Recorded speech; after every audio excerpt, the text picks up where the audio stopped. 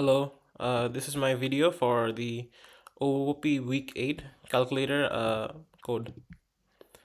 So in the video, in the exercise, we were asked to make a GUI of a calculator like this and make it so that it was functionable.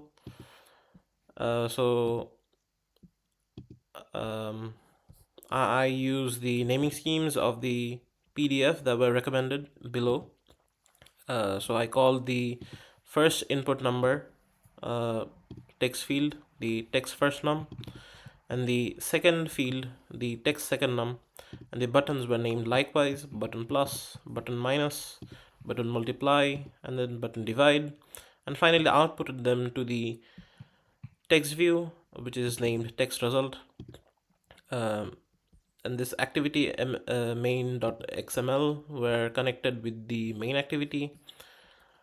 So first I created a private edit text variable called input first num, which would basically correspond to the text first num, and then likewise for the second num, and then finally for the output result I inputted a private text view called output result, which would show the result itself.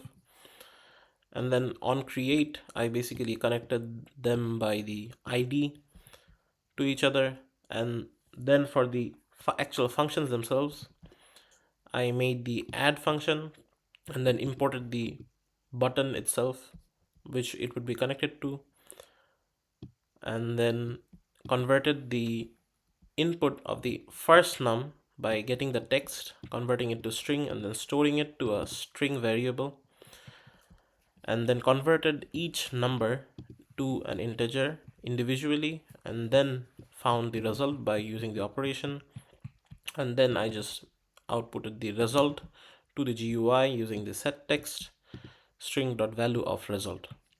Similarly, I did the subtract function by converting the input to the string first, and then likewise to the integer, and then finally calculating the actual result by doing the operation and eventually outputting it to the output result text field. Similarly for the multiply, there's literally nothing different here, just the operation itself is, and then eventually outputting it to the output result. In the division case though, it's quite unique because there is a unique case called num2 where it is 0. So if num2 is 0, we know we cannot divide as it approaches undefined territory. So we set the text to cannot divide by 0 and then return.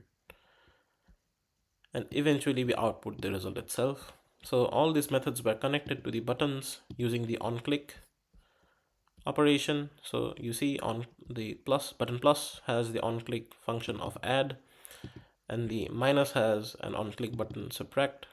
The multiply has likewise multiply, and the divide has divide.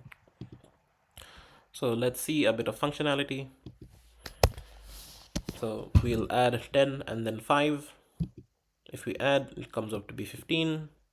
And then if we if we subtract, it comes out to be 5. If we multiply, it comes out to be 50. And then if we divide, it comes out to be 2. And as for the edge case, if we input 0, we find that we cannot divide by 0. Thank you.